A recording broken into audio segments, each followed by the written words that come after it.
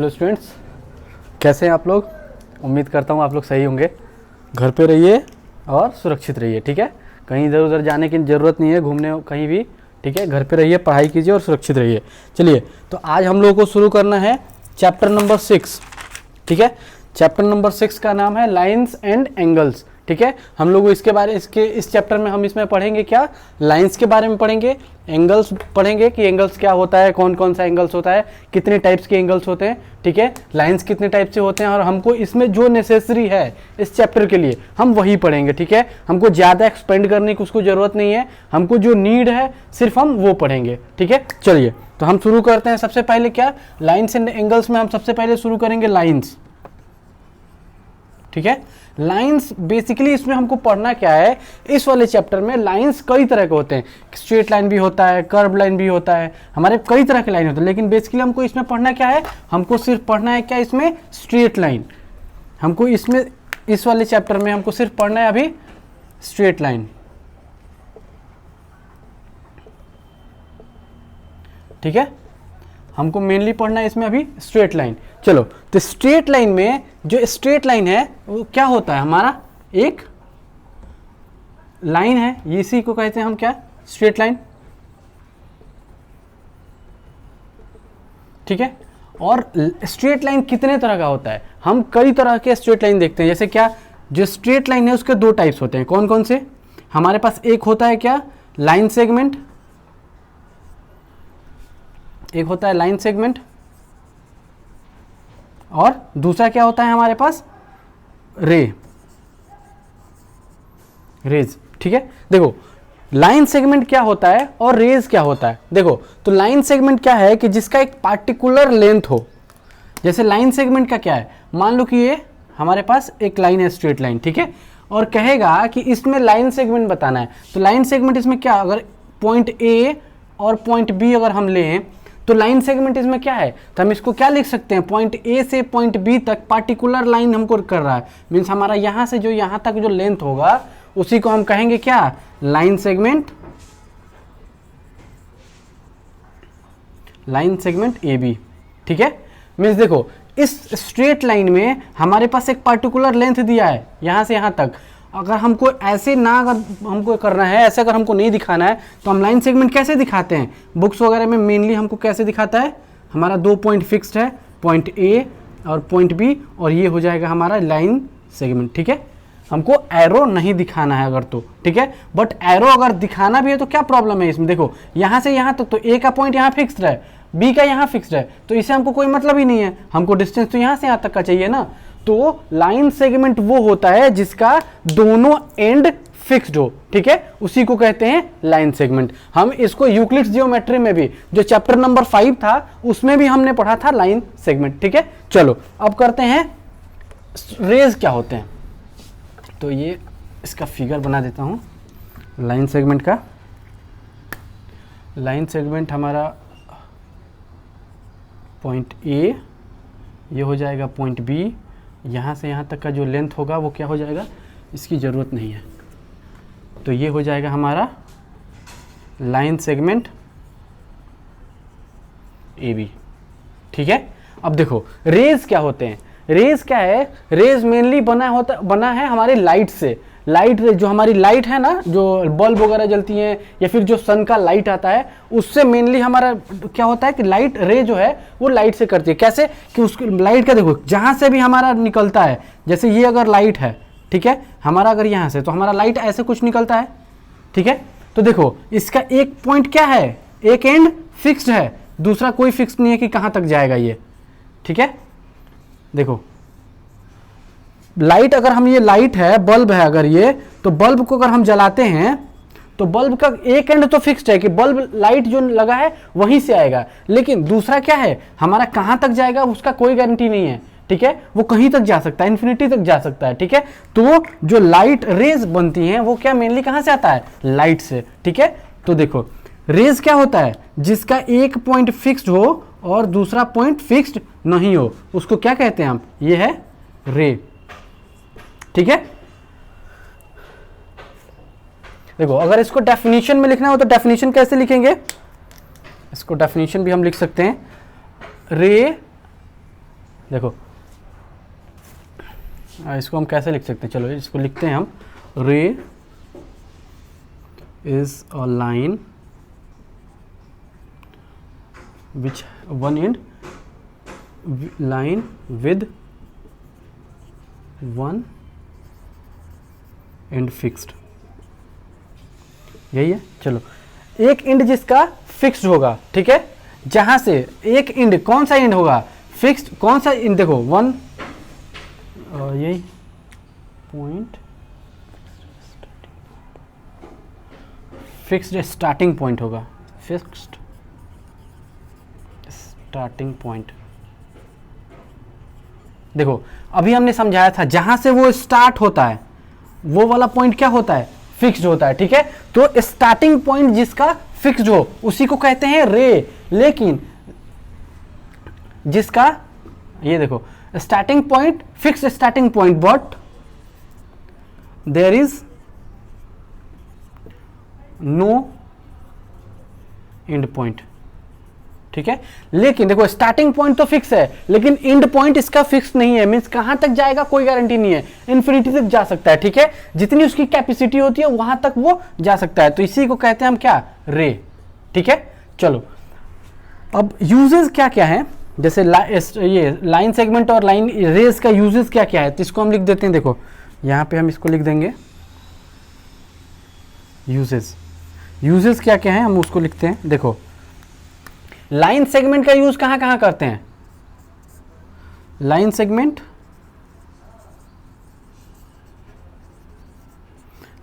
का यूज हम कहां करते हैं, मेनली पार्टिकुलर क्या, particular length to present particular length, ठीक है, हम इसको ऐसे लिखते हैं। इसका यूजेस हम कहां करते हैं, टू प्रेजेंट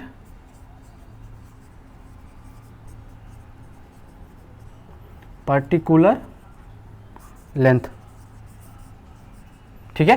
देखो लाइन सेगमेंट का यूज हम करते हैं पार्टिकुलर लेंथ, मान लो कि अगर हमको दिया है 5 सेंटीमीटर, तो 5 सेंटीमीटर को हम 5 सेंटीमीटर तक ही ले जाएंगे। देखो स्टार्टिंग पॉइंट फिक्स्ड है, एंड पॉइंट भी फिक्स्ड है, मीन्स ये एक पार्टिकुलर 5 सेंटीमीटर का लेंथ है, इसी को हम क्या कहेंगे, लाइन सेगमेंट, ठीक है। तो देखो और दूसरा क्या है हमारे पास, रे का यूज कहां करते हैं हम, रेज का यूज कैसे करते हैं, देखो रेज इसका यूज होता है टू मेकिंग द एंगल्स, ठीक है, एंगल्स बनाने के लिए रेज का यूज होता है। कैसे, अब एग्जांपल में हम समझाते हैं। देखो मान लो कि ये हमारा एक रे है, ठीक है, ये रे है, तो हमारा क्या बोले थे, स्टार्टिंग पॉइंट फिक्स्ड है, स्टार्टिंग पॉइंट एक का फिक्स्ड है, स्टार्टिंग पॉइंट फिक्स्ड है। देखो स्टार्टिंग पॉइंट ये है स्टार्टिंग पॉइंट, यहां से दोनों का स्टार्टिंग पॉइंट फिक्स है। जब स्टार्टिंग पॉइंट फिक्स है तो देखो एक तो यहां इधर जा रहा है, दूसरा ऊपर, इन दोनों के बीच में जो बनता है उसी को क्या कहते हैं हम, एंगल्स, ठीक है, ये एंगल होगा सिंगल सा। देखो तो देखो हम रेस का यूज कहां करते हैं, एंगल्स को बनाने में। दो रे 1 और रे 2, दो रे मिलके हमारा एक एंगल बनाता है, ठीक है। तो रेस का यूज हम टू मेकिंग एंगल्स, ठीक है। चलो अब नेक्स्ट देखते हैं हम एंगल्स। देखो लाइन में अगर हमको दो तरह का लाइन और पढ़ना है, कौन कौन सा लाइन बता देते हैं हम उसको। एक तो पढ़ना है हमको इंटरसेक्टिंग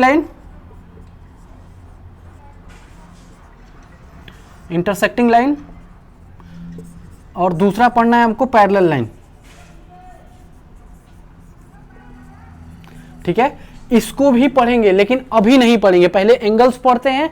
क्यों, क्योंकि इंटरसेक्टिंग लाइन और पैरेलल लाइन हमको पढ़ना है, इसके बारे में पढ़ेंगे हम मिड में, ठीक है। क्यों, क्योंकि इसके यूजेस हम हमारे पास एक थ्योरम पढ़ना है हमको, ठीक है, और 2 प्रॉपर्टी पढ़नी है, तो उसके पहले इसको पढ़ेंगे। क्यों, क्योंकि ये समझ में आ जाए वहां पे, और वहां ये इजीली समझ में अच्छे से आ जाएगा। और जब ये अच्छे से समझ में आ जाएगा तो जो प्रॉपर्टी है 2 और जो हमारे पास थ्योरम है वो हमको इजीली इसके बेसिस पे समझ में आ जाएगा, ठीक है। चलो तो नेक्स्ट करते हैं इसका अब हम एंगल्स, ठीक है।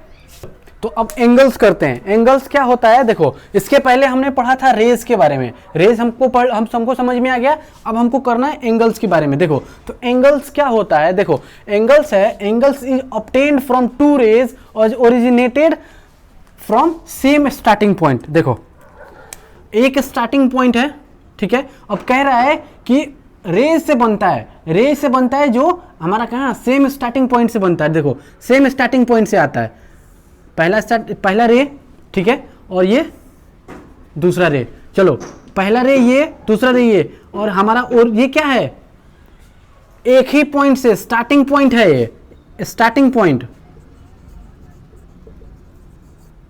ये क्या है स्टार्टिंग पॉइंट। देखो स्टार्टिंग पॉइंट जो है उसको क्या कहते हैं हम, वर्टेक्स,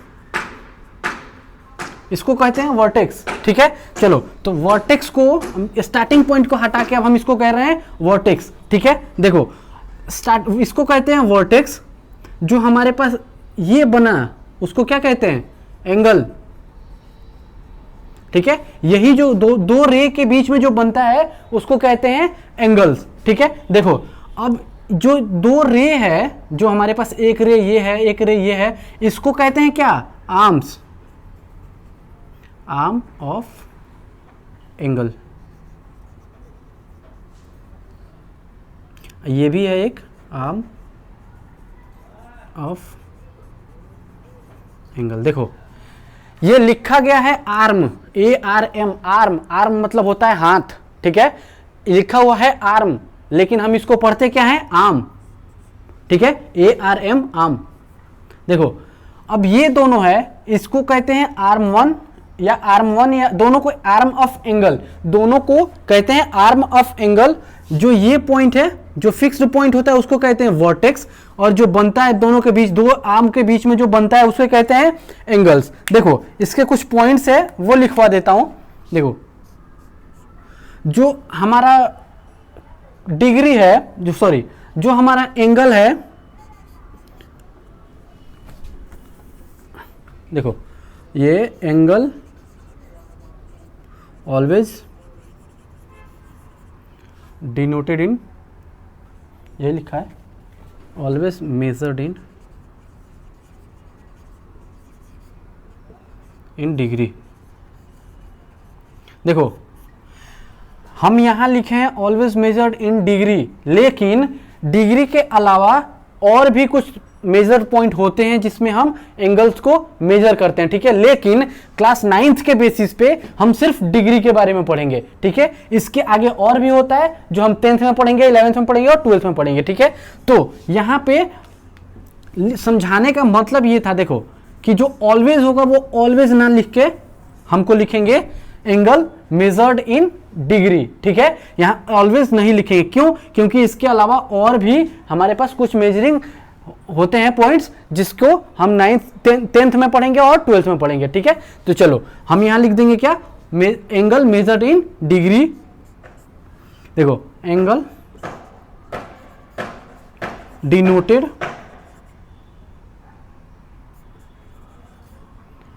यही है, डिनोटेड बाई स्मॉल लेटर। देखो जैसे ये एंगल है, इसको कभी भी हम स्मॉल लेटर में ही डिनोट करेंगे, जैसे ए, स्मॉल बी, स्मॉल सी, या फिर एम, एन, के स्मॉल में, ठीक है। ऐसे हम इस टाइप से करेंगे। लेकिन जो हमारे पास वर्टेक्स है, तो वर्टेक्स क्या होगा, vertex denoted by capital letter. देखो वर्टेक्स को हमेशा कैपिटल लेटर से डिनोट करते हैं, like O, capital Y, capital X, capital N, capital M, इस टाइप से, ठीक है। तो इतने हमको एंगल्स के बारे में पता चल गया कि एंगल्स बनता कैसे है, एंगल्स में हमारे पास उसके पार्ट्स कौन कौन से होते हैं। एंगल्स में जो हमारे पास एंगल बनता किससे है, दो रे से, दो रे के बीच में हमारा एंगल बनेगा, ठीक है। दो रे जो होता है उसको क्या कहते हैं, आर्म्स कहते हैं। जो फिक्स पॉइंट होता है उसको क्या कहते हैं, वर्टेक्स कहते हैं, ठीक है। तो चलो अब हमको पढ़ना है टाइप्स ऑफ एंगल, ठीक है। अब हम पढ़ते हैं टाइप्स ऑफ एंगल, एंगल के कितने टाइप्स होते हैं, ठीक है। चलो हम पढ़ेंगे types of angle.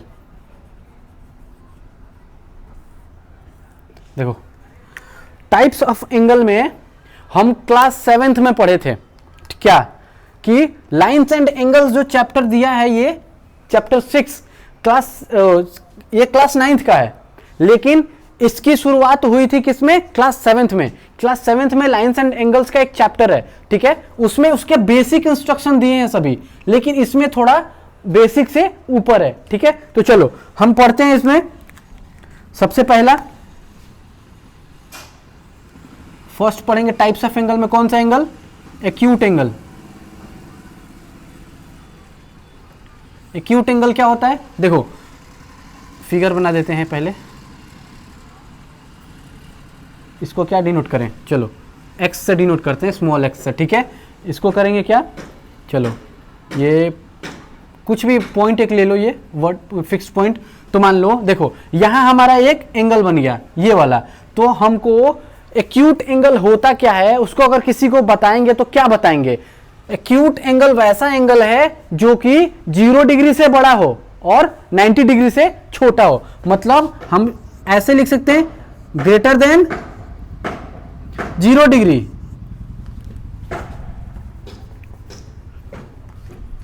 Greater than 0 degree and less than 90 degree, ठीक है।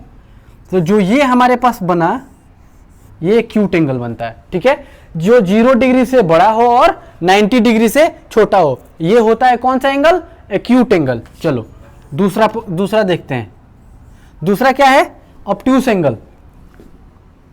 चलो ऑब्ट्यूस एंगल से पहले हम एक और पढ़ते हैं, right angle.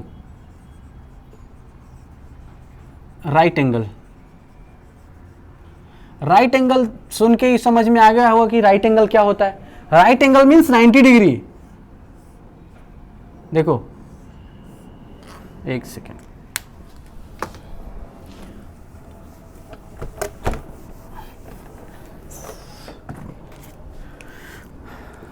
Right angle means होता है 90 डिग्री, कुछ इस टाइप से, ठीक है।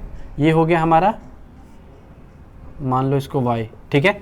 देखो ये स्ट्रेट लाइन है, देखो ये एक है, उस पे ये परपेंडिकुलर है। परपेंडिकुलर का मतलब क्या होता है, किसी भी लाइन पे हम पढ़ेंगे कि किसी भी लाइन पे कितने डिग्री का एंगल बनता है और उस पे अगर परपेंडिकुलर डालेंगे तो कितने डिग्री का एंगल बनता है, ठीक है। तो देखो ये क्या है, एक दोनों के बीच में क्या होता है, y मींस हमारा एंगल कितने डिग्री के बराबर हो, 90 डिग्री हो, उसको कहते हैं क्या हम, राइट एंगल।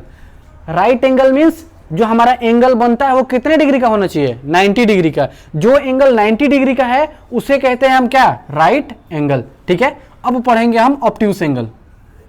तीसरा है ऑब्ट्यूस एंगल। ऑब्ट्यूस एंगल, ठीक है। ऑब्ट्यूस एंगल क्या होता है, हमने देखो इधर से चलते हैं, हमने पढ़ा क्या, एक्यूट एंगल जो 90 डिग्री से छोटा हो और 0 डिग्री से बड़ा हो। उसके बाद क्या पढ़ा, राइट एंगल जो 90 डिग्री के बराबर हो। तीसरा क्या, ऑब्ट्यूस एंगल जो कि 90 डिग्री से बड़ा हो और 180 डिग्री से छोटा हो। ये x जो कि हम क्या बोले थे, 90 डिग्री से बड़ा है, देखो ये 90 डिग्री इससे ज्यादा है इधर, तो कभी भी जो एंगल मेजर करते हैं वो क्या करते हैं, एंटी क्लॉकवाइज, ठीक है। कभी भी हम एंगल अगर मेजर कर रहे हैं तो वो एंटी क्लॉकवाइज करेंगे। तो देखो इस लाइंस पे देखो कैसे एंगल बन रहा है हमारा, एंटी क्लॉकवाइज मींस हमारा ऐसे, घड़ी कभी भी ऐसे चलता है लेकिन हमको उसके अपोजिट साइड से आना है, मींस एंटी क्लॉकवाइज। देखो ये हो गया, तो हमारा जो एंगल बनेगा वो कितने डिग्री का बनेगा, 90 डिग्री से बड़ा होगा, ठीक है, और 180 डिग्री से छोटा होगा। मींस जो 90 डिग्री से बड़ा है और 180 डिग्री से छोटा है उसको कहते हैं क्या, ऑब्ट्यूस एंगल, ठीक है। चलो ये हो गया। अब 4th नंबर पढ़ते हैं, चलो इसी पे करेंगे क्योंकि एक बार समझाना पड़ेगा चारों को। चलो ये 3rd है, अब 4th करते हैं, ठीक है। 4th नंबर है क्या हमारा, straight line angle. Straight line angle. ठीक है, स्ट्रेट लाइन एंगल क्या होता है, किसी भी स्ट्रेट लाइन पे कितना एंगल बनता है। मान लो कि ये पॉइंट है और पॉइंट से एक स्ट्रेट लाइन है, वो कितने डिग्री का एंगल बनेगा, ये। तो हम क्या बोल सकते हैं, जो भी एंगल बनेगा वो कितने डिग्री का होना चाहिए, 180 डिग्री का। Means y is equal to कितना होना चाहिए, 180 डिग्री। जो 180 डिग्री होगा, अगर किसी भी स्ट्रेट लाइन पे अगर 180 डिग्री का एंगल बनता है, उसको क्या कहेंगे हम, स्ट्रेट लाइन एंगल। ठीक है, चलो अब हम करते हैं 5th नंबर।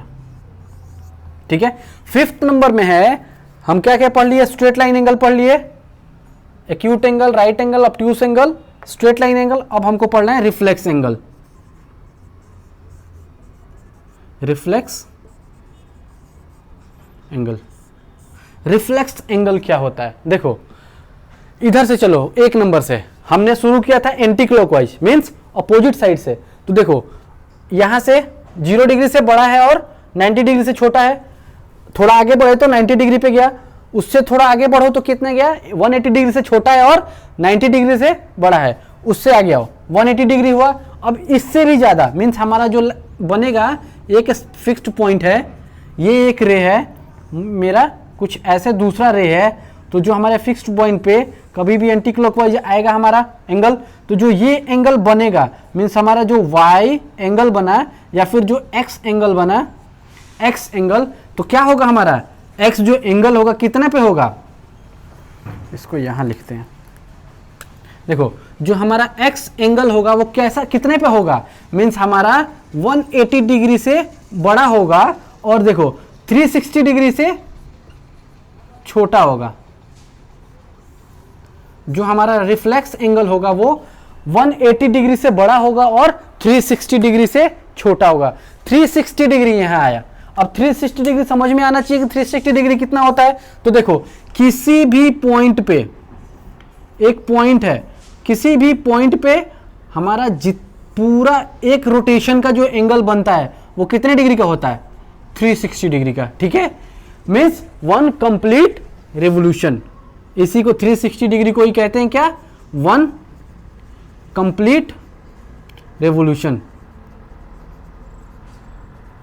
ठीक है, तो चलो ये 5 एंगल्स पढ़ लिए हम, इसके अलावा और भी एक 3-4 एंगल्स और है, उसको भी हम पढ़ेंगे। ठीक है, देखो हम यहां समझा दिए ऐसे। ठीक है, बहुत बच्चे क्या कर रहे होंगे कि इतने पे होगा तो ही हम रिफ्लेक्स एंगल लेंगे, नहीं, जरूरी नहीं है कि इतने पे होगा तो ही रिफ्लेक्स एंगल होगा, ऐसे भी हो सकता है। देखो एक फिक्स्ड पॉइंट है, पहला रे ऐसे, दूसरा रे इधर गया, मीन्स हमारा ये जो एंगल बना x, ये भी एक रिफ्लेक्स एंगल होगा। हमने क्या बताया था, 180 डिग्री से बड़ा हो और 360 डिग्री से छोटा। मीन्स देखो 180 डिग्री तो यहां से यहां तक होगा, तो इससे बड़ा चाहे यहां हो, यहां हो, यहां हो, ऐसे हो, कहीं भी, मीन्स जब तक इस वाले लाइन पे नहीं आता है तब तक के लिए हमारा यहां से लेके यहां तक रिफ्लेक्स एंगल ही होगा। ठीक है, जरूरी नहीं है कि सिर्फ यही वाला एक रिफ्लेक्स एंगल होगा, इसमें ऐसे अगर एक लाइन है तो सिर्फ यहां से लेके यहां तक वाला भी रिफ्लेक्स एंगल ही होगा। ठीक है, चलो नेक्स्ट करते हैं। अब हम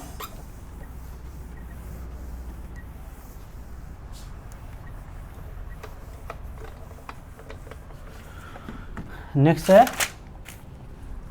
कंप्लीमेंट्री एंगल। चलो देखते हैं 6 नंबर।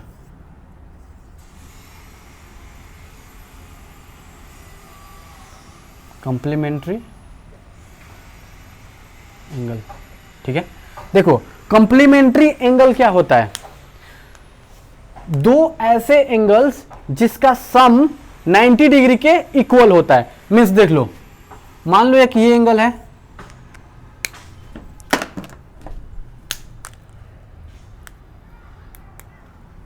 मान लो कि हमारे पास एंगल है, जरूरी नहीं है कि एंगल सेम सेम हो। ठीक है, मीन्स देखो मान लो कि एक ये एंगल है हमारे पास 60 डिग्री का, ठीक है, दूसरा एंगल है हमारे पास 30 डिग्री का।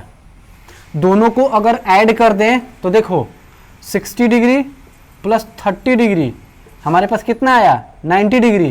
तो हम क्या बोल रहे हैं कि जो हमारे पास कॉम्प्लीमेंट्री एंगल होगा वो क्या होगा, दो the sum of two angles, the sum of two angles is equal to the 90 degree.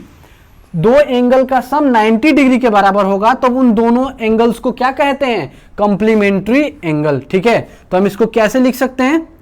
ऐसे लिख सकते हैं, the sum of two angle, the sum of two angles is equal to the 90 degree, equal to 90 degree. So these two angles are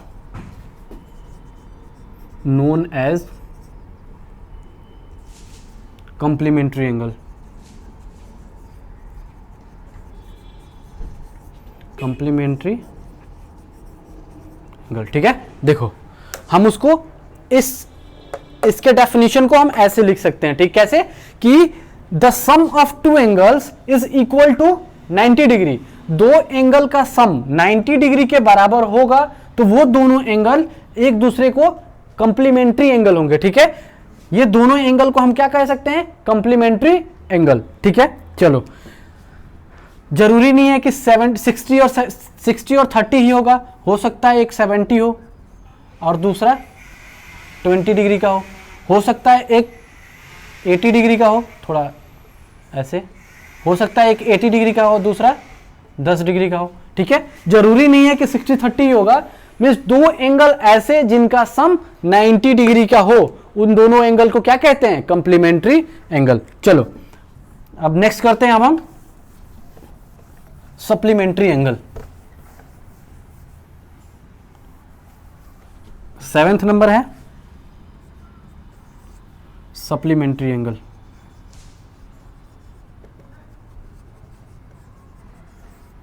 supplementary angle, देखो इसका पहले definition लिख देते हैं। डेफिनेशन क्या होगा? देखो जैसे हम क्या लिखे थे, कंप्लीमेंट्री एंगल का दो एंगल का सम कितने डिग्री का था? 90 डिग्री का, उसको कहते थे हम क्या? Complementary angle. तो यहां क्या होगा? The sum of two angles equal to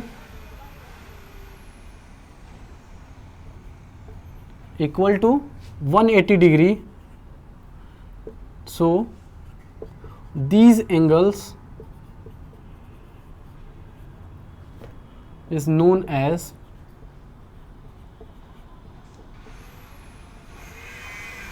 supplementary angle।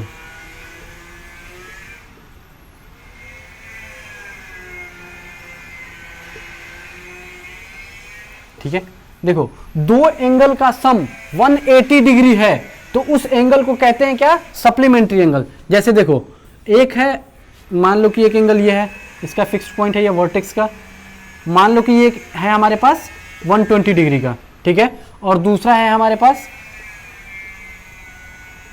60 degree का। तो इन दोनों को अगर हम ऐड करें तो देखो 120 डिग्री प्लस 60 डिग्री कितना आया? 180 डिग्री। तो इन दोनों एंगल्स को क्या कहेंगे हम? Supplementary angles. ठीक है, हम पहला पढ़े थे क्या? Complementary angles. कंप्लीमेंट्री एंगल्स कौन सा था कि दो एंगल्स को ऐड करने से क्या होता था? हमारा 90 डिग्री के बराबर होता था। इसमें 120 डिग्री के बराबर हो रहा है, देखो सॉरी 180 डिग्री के बराबर हो रहा है। मींस दो एंगल्स को ऐड करने पे अगर 180 डिग्री के बराबर हो जाए मींस उस एंगल को क्या कहते हैं? Supplementary angles. ठीक है, चलो अब नेक्स्ट पढ़ते हैं अब हम एडजेसेंट एंगल।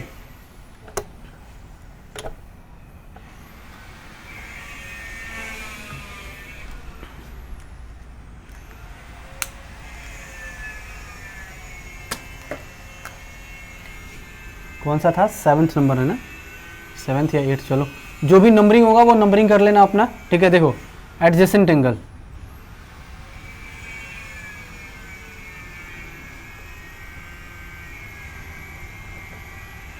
Adjacent angle. चलो तो एडजेसेंट एंगल क्या होता है? देखो एडजेसेंट एंगल देखो क्या होता है कि देखो एंगल क्या होता है इसमें कि किसी भी में हमारे पास दो रे होगा और वर्टेक्स सेम होगा। इसमें क्या है, दो, इसमें तो एक ही एंगल बन रहा था, लेकिन एडजेसेंट एंगल में क्या होगा, वर्टेक्स सबका सेम होगा और एंगल कितने बनेंगे, दो, मीन्स एक ये एंगल दूसरा ये एंगल, ठीक है। जो दो एंगल बनेगा उसके दोनों का वर्टेक्स क्या होगा, सेम होगा, ठीक है। तो चलो इसका डेफिनेशन लिखते हैं। Angles which are which having which are having same vertex, ठीक है, and same vertex and one arm। देखो आर्म लिखा है, arm, one arm is common, common and देखो वन आर्म कॉमन है, लेकिन इसके बाद एक थोड़ा सा लाइन और है, लेकिन इसमें एंड करके नहीं लिखवा रहे हैं, क्यों, क्योंकि वो याद करना सबसे ज्यादा जरूरी है, ठीक है। देखो इसमें क्या है, इसके बाद लिख सकते हैं, देखो क्या कि नॉन कॉमन जो आर्म होता है, जरूरी देखो एक कॉमन आर्म तो होगा, लेकिन उसके साथ दो आर्म तो और भी होंगे ना, तो ये वाला और साइड वाला, तो दो नॉन कॉमन आर्म भी तो होगा। वो कैसे होगा, उसको प्रेजेंट कैसे करेंगे, उसके लिए ये लाइन है, ठीक है। तो देखो non common arm are, non common arm are different,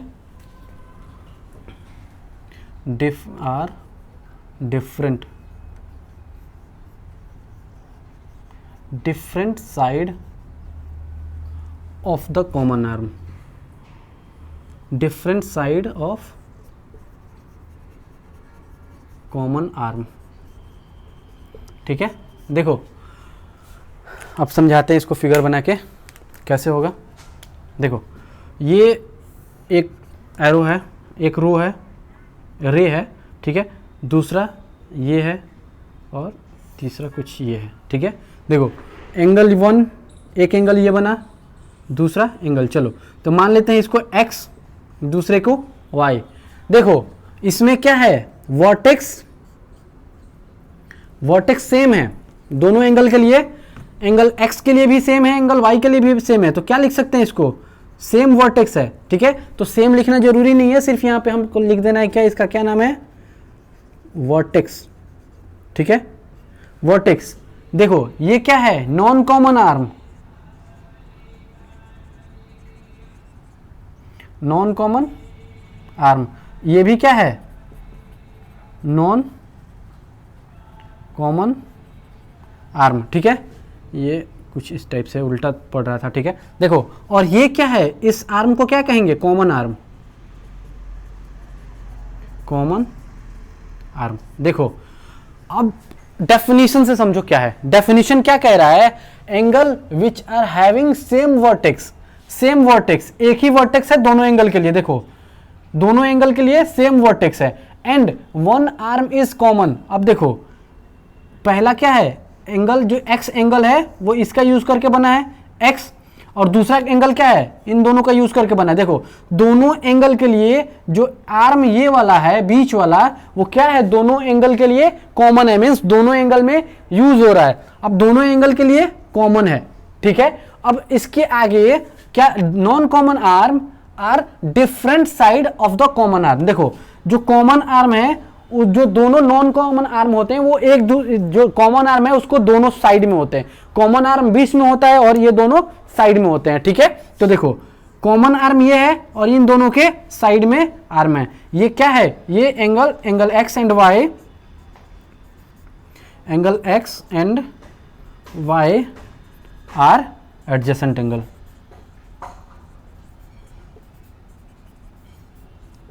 आ गया समझ में।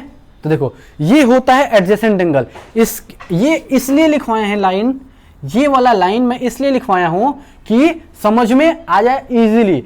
इसका मतलब तब पता चलेगा जब हम इसके आगे एक और एंगल जब बताएंगे, तब इसको पता चलेगा कि मैं ये क्यों बताया था कि नॉन कॉमन आर्म के दोनों साइड होना चाहिए, ठीक है। क्योंकि एक हमको ऐसे भी आएगा कि देखो ये ऐसे है, ठीक है, एक एंगल ये है, दूसरा एंगल यहां से यहां तक है, तो कॉमन आर्म तो ये है, लेकिन डिफरेंट कॉमन जो नॉन कॉमन है, एक कॉमन आर्म ये है, मतलब कॉमन ये, इसके लिए पहला एंगल x यहां पे, दूसरा कॉमन आर्म यही है, तीसरा एंगल ये पूरा जो यहां से यहां तक जो बनेगा वो मान लो y बन गया, ठीक है। लेकिन अब इस टाइप से जो एंगल बनता है वो एडजेसेंट एंगल नहीं होता है। क्यों? क्योंकि देखो नॉन कॉमन आर्म क्या बोले थे हम कि एक दूसरे के जो कॉमन आर्म है उसके दोनों साइड होना चाहिए, डिफरेंट साइड भी होना चाहिए, लेकिन इसमें क्या है, एक ही साइड में है, ठीक है। तो ये जो एंगल है वो एडजेसेंट एंगल नहीं होगा इस टाइप का, तो ये पढ़ेंगे हम, ठीक है। चलो आगे बढ़ते हैं हम। अब है लीनियर पेयर एंगल, ठीक है। तो अब देखते हैं हम कौन सा एंगल, कौन सा है, लीनियर पेयर एंगल, ठीक है। लीनियर पेयर एंगल, इसका डेफिनेशन क्या है, देखो, the sum of two angles, sum of two angles, linear pair, the sum of two, यहाँ डायरेक्ट नहीं होगा ये, the sum of two adjacent angles, adjacent angle are is 180 degree, ठीक है। देखो कह रहा है कि लीनियर पेयर एंगल क्या होता है, तो the sum of two adjacent angle. अब हम अभी हम पढ़े थे एडजेसेंट एंगल का मतलब जो एक दूसरे के बगल में हो, मीन्स हमारे पास फिगर कैसे, देखो एडजेसेंट एंगल मतलब जो एक दूसरे के अगल बगल में हो, ठीक है, अड़ोसी पड़ोसी जैसे, ठीक है। तो अड़ोसी पड़ोसी जैसे कि अगल बगल में हो, मीन्स एक दूसरे के बगल में, ठीक है। तो कह रहा है कि एडजेसेंट एंगल, तो एडजेसेंट एंगल मतलब दो एक दूसरे के अगल बगल में होगा, तो उसे कहते हैं एडजेसेंट एंगल। तो देखो कह रहा है कि the sum of two adjacent angle, adjacent angle का सम कितना होना चाहिए, 180 डिग्री, उसी को कहते हैं कौन सा एंगल, लीनियर पेयर एंगल। तो लीनियर पेयर एंगल हम देखो 180 डिग्री, तो हम इसके पहले क्या पढ़े थे, हम एक एंगल पढ़े थे ना 180 डिग्री, स्ट्रेट लाइन एंगल वाला।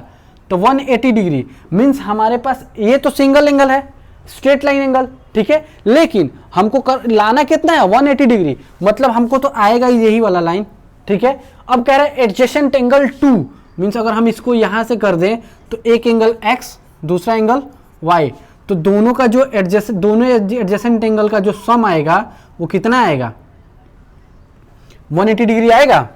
देखो फिगर कुछ इस टाइप से बनेगा, इसका फिगर कुछ इस टाइप से बनेगा, ठीक है। जरूरी नहीं है कि इसी टाइप से बनेगा, हम ऐसे भी बना सकते हैं। देखो हमको इधर नहीं बल्कि हम इधर भी कर सकते हैं, एक रो, तो एक x ये हो जाएगा, y ये हो जाएगा, ठीक है। तो जो ये बना इसे ही कहते हैं कौन सा, लीनियर पेयर एंगल, ठीक है। इसकी जरूरत पड़ेगी हमको क्वेश्चन सॉल्व करने में सबसे ज्यादा, ठीक है। तो इसको सबसे ध्यान से पढ़ना है कि सम ऑफ टू एडजेसेंट एंगल, ठीक है। देखो अभी हम लोगों ने एक पढ़ा था यहाँ पे सप्लीमेंट्री एंगल, ये तो क्या था, सप्लीमेंट्री एंगल क्या था,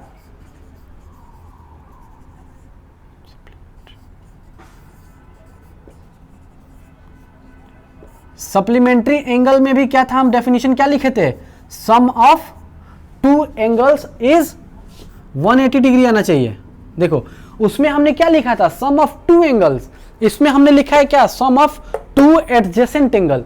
टू एंगल का मतलब है टू अलग अलग एंगल, ठीक है, मींस इन दोनों को ऐड करें तो आना चाहिए 180, लेकिन इसमें कह रहा है to adjacent angle. Adjacent angle मतलब एक दूसरे के आजू बाजू में हो, मींस हमारा कॉमन पॉइंट क्या होगा, वर्टेक्स जो होगा वो एक ही होगा। इसमें देखो हमारे पास सप्लीमेंट्री एंगल में दो वर्टेक्स दो अलग अलग है, एंगल का वर्टेक्स दो अलग अलग है, लेकिन इसमें क्या है, हमको लीनियर पेयर एंगल में हमारे पास वर्टेक्स एक ही होना चाहिए। क्यों? क्योंकि हमारा एडजेसेंट एंगल है ये दोनों, मीन्स वर्टेक्स एक होगा तो मीन्स ये जो दो एंगल बनेगा x और y, ये दोनों क्या बनेगा हमारे पास, ये बनेगा क्या, लीनियर पेयर एंगल। ठीक है, तो इसकी सबसे ज्यादा जरूरत पड़ने वाली है। इसमें कभी कंफ्यूज नहीं होना है कि सप्लीमेंट्री एंगल भी 180 के इक्वल था और लीनियर पेयर एंगल भी 180 के इक्वल है, लेकिन देखो इसमें डिफरेंस क्या है सेम, कि इनका जो है सप्लीमेंट्री एंगल का उसका 180 डिग्री का इक्वल तो है, लेकिन हमारे पास जो एंगल है वो दो अलग अलग हैं, मींस हमारे पास वर्टेक्स दोनों का अलग अलग आएगा। लेकिन इसमें क्या है, sum of two adjacent angle, adjacent angle में हमारे पास वर्टेक्स एक ही होगा। ठीक है, दोनों एंगल का वर्टेक्स एक होगा, तो इसलिए इसको कहते हैं क्या, लीनियर पेयर एंगल। चलो अब हम पढ़ते हैं वर्टिकली अपोजिट एंगल। नेक्स्ट है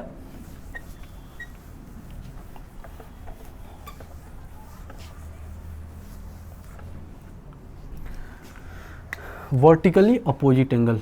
नेक्स्ट पॉइंट है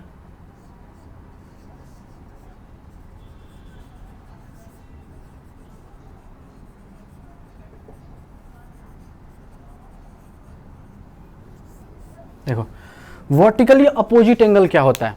अपोजिट का मतलब क्या होता है, एक दूसरे के पीछे, मतलब देखो एक है सामने सामने है, मीन्स ये वाला एंगल इस वाले के सामने नहीं होना चाहिए, मीन्स अगर ये वाला एंगल है तो इसके पीछे एक ये वाला एंगल, ठीक है, एक दूसरे के पीछे। ठीक है, तो उसी को कहते हैं क्या, वर्टिकली अपोजिट एंगल। तो देखो मान लो, देखो हम बता रहे थे ना कि तुमको पढ़ना है क्या, क्रॉस लाइन मतलब इंटरसेक्टिंग लाइन और पैरेलल लाइन, तो यहां जरूरत पड़ेगा इंटरसेक्टिंग लाइन और पैरेलल लाइन का। देखो तो ये दो इंटरसेक्टिंग लाइन है, कौन कौन सा है, लाइन दो है इंटरसेक्टिंग लाइन। ये देखो जो ये एंगल बनेगा वो एक दूसरे के वर्टिकली अपोजिट एंगल होंगे। ठीक है, और उसके अलावा जो ये एंगल बनेगा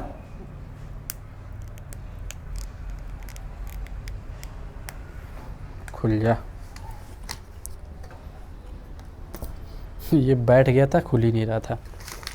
चलो जो ये एंगल होगा ये वाला और ये वाला, ये एक दूसरे के क्या होंगे, वर्टिकली अपोजिट एंगल। ठीक है, तो देखो इसमें देखते हैं, तो जो वर्टिकली अपोजिट एंगल हैं वो ऑलवेज क्या होते हैं, इसको एक नोट करके लिख लेना ऐसे, ये डेफिनेशन नहीं है इसका, ये ना कहीं एक नोट करके लिख लेना, ये तुम्हारे से उसके लिए है, दिमाग के लिए, कि ये नोट करना ऐसे कहीं साइड में और इसको लिख लेना कि वर्टिकली अपोजिट एंगल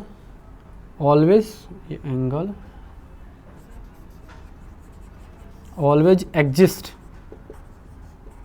इन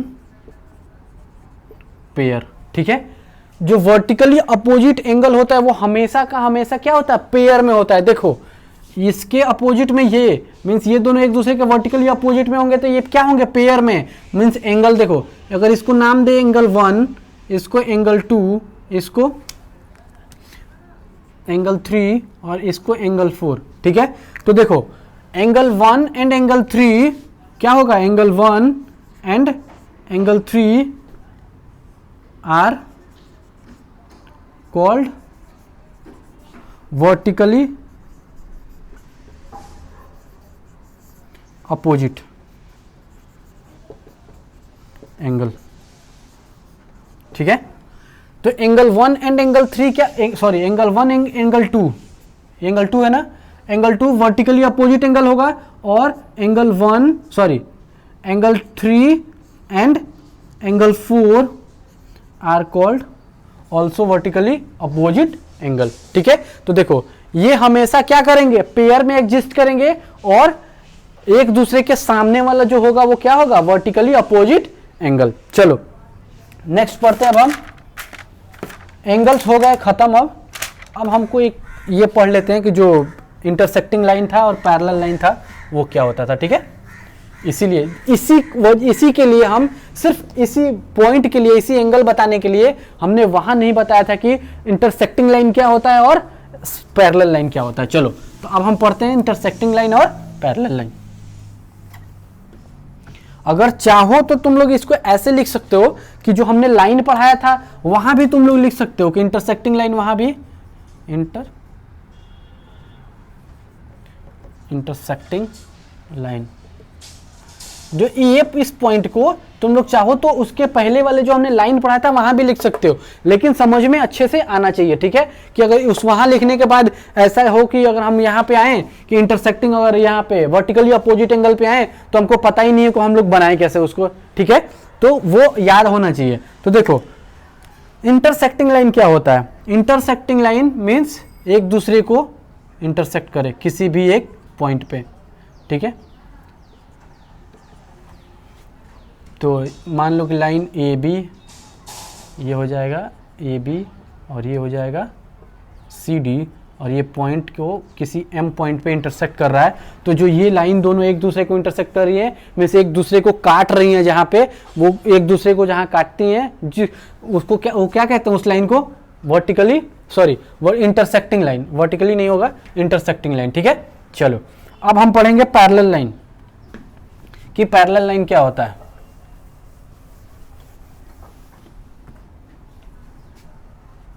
अब है पैरेलल लाइन।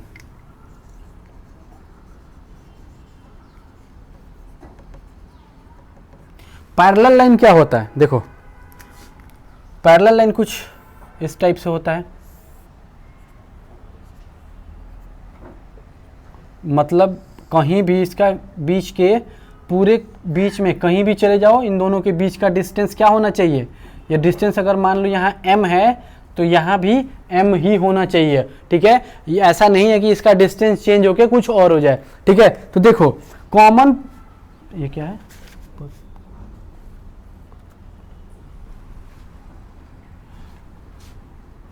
अब परपेंडिकुलर डिस्टेंस, कॉमन डिस्टेंस, ये जो दोनों के बीच का जो डिस्टेंस होगा, ये देखो इसमें क्या है कि दो लाइन है, कौन कौन सा, ये ए, मान लो कि ये m, चलो इसको हटा दो, P और ये Q, दो लाइन है, ठीक है। इन दोनों लाइन के बीच का डिस्टेंस चाहे वो कहीं भी चली जाए, इन्फिनिटी तक जाए, वो दोनों के बीच का डिस्टेंस क्या होना चाहिए, सेम। तो हम उसको कैसे लिख सकते हैं,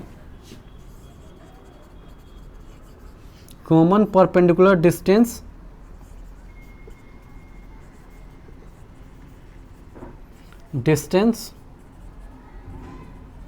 at any point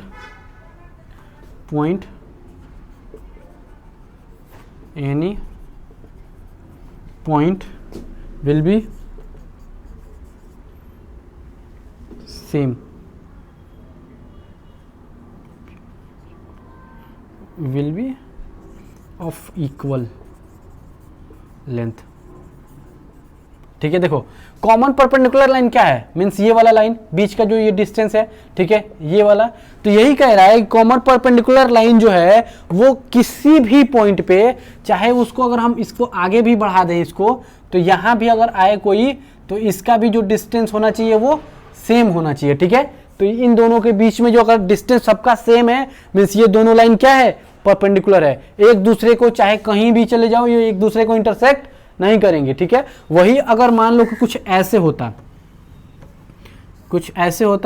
और दूसरा ऐसे होता, तो ये क्या परपेंडिकुलर लाइन है, सॉरी पैरेलल लाइन है, नहीं है। क्यों, क्योंकि देखो यहाँ परपेंडिकुलर डिस्टेंस इसका कितना है, कुछ अलग है, यहाँ क्या है, यहाँ से कुछ माइनस भी तो होगा। क्यों, क्योंकि ये एक दूसरे को देखो यहाँ पे जाके एक दूसरे को इंटरसेक्ट भी कर ले रही हैं, ठीक है। तो ये पैरेलल लाइन नहीं होगा, ठीक है। चलो अब नेक्स्ट करते हैं। अब हम दो प्रॉपर्टी है, ठीक है, दो प्रॉपर्टी है और एक थ्योरम है, ये दोनों इसके बाद करते हैं। उसके बाद क्या है हमारा सिंपल सा 2-3 क्वेश्चन है, उसके बाद इंट्रोडक्शन खत्म हो जाएगा। उसके बाद फिर हम एक्सरसाइज 6.1 करेंगे, ठीक है।